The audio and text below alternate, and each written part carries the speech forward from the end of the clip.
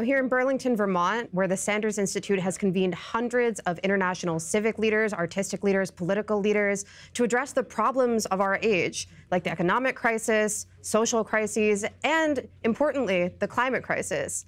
And I'm here with somebody who's been doing this for decades, for a very long time. Bill McKibben is a founder of 350.org, a leading environmental organization. He's a leading environmentalist in his own right, an author of one of the first books on climate change for a mass audience. Thanks for being here today. Hey, what a pleasure.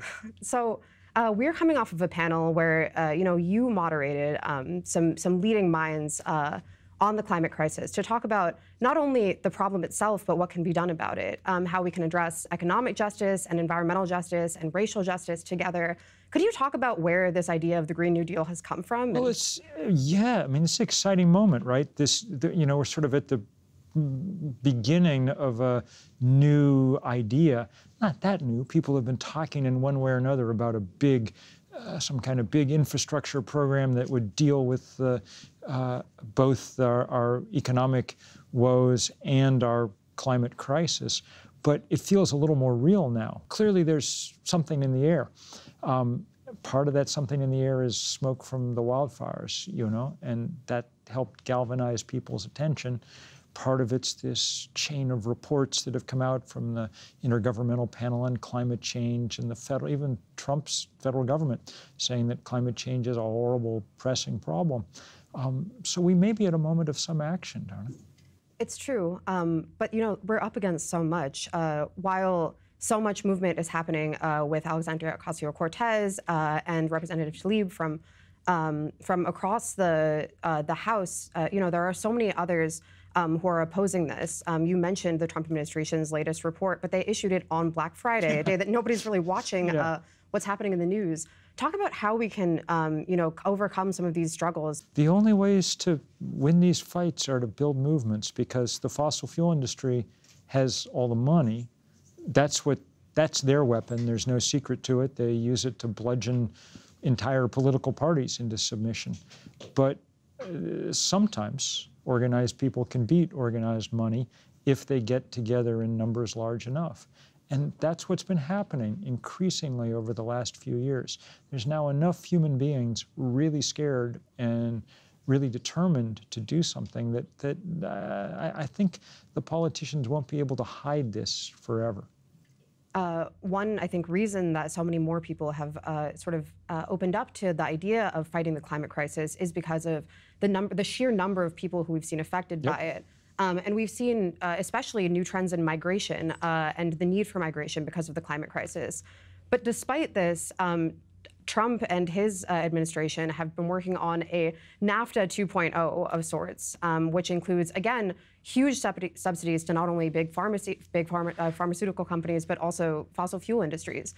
Could you talk a little bit about what the effect of that will be and how we can mobilize against this kind of immigration policy? The effect of NAFTA 1 was, among other things, to fatally undermine a lot of peasant agriculture across Mexico. And that's one of the reasons that so many people had to leave their homes. Now, all of that pressure is exacerbated by a changing climate. So we look at the, people arriving from Guatemala and Honduras and Nicaragua. Partly that's because there's great violence in those places, but partly that's because they've suffered through unprecedented droughts that are driving people into the cities and into the middle of that violence, and then eventually driving them out of the country altogether. You see what happens in our current framework when a few thousand people show up at the border and it causes a national freakout. The climate scientists tell us with great conviction that we're looking at 150, 200, 300 million people on the move by the middle or latter part of this century. That's the kind of thing that destabilizes the entire globe. I mean, people on the move is a recipe for trouble. That's why one of the most important things we can try and do is slow down the climate crisis to the point where people don't have to leave the places that they love. And yet, so often when talk of addressing the climate crisis in the U.S. is brought up, the issue that's raised so often is the loss of jobs. Talk about how within a Green New Deal we can foster a just transition, because despite its many issues, the New Deal had provisions to support labor organizing. Yeah, The Wagner Act was a part of it. Absolutely. And a Green New Deal, one hopes, one assumes, would create lots of jobs. I mean, the transition to renewable energy is going to take a hell of a lot of people doing a hell of a lot of work. And there's no reason, if done wisely, that those shouldn't be good jobs. Among other things, one of the things that's appealing about them is it's difficult to outsource them. No one's going to put their house on a boat and send it to China to get a solar panel put on top or insulation stuffed in the walls. That needs to be done close to home. In this climate, I think so often the demons are thought of as those in the Republican Party. But we know that, of course, many Democrats are still accepting fossil fuel contributions. President Barack Obama sort of boasted that he, in his administration, boosted our oil and gas industry. Could you talk about just like what the response to that has been and what it should be? There's no question that we're in a worse country than we were when Barack Obama was running it. I mean, there's no question. On the other hand, I helped organize the biggest demonstrations against Barack Obama while he was in office precisely because their coziness with the oil and gas industry was leading them to approve pipelines and things willy-nilly. I'm surprised, actually, to hear him boasting about it now, because I don't think it's something that reflects well on his administration. There are other things from the Obama years that I'd boast about if I were him. Why are we calling it a Green New Deal? Why are we invoking the same name as FDR's New Deal?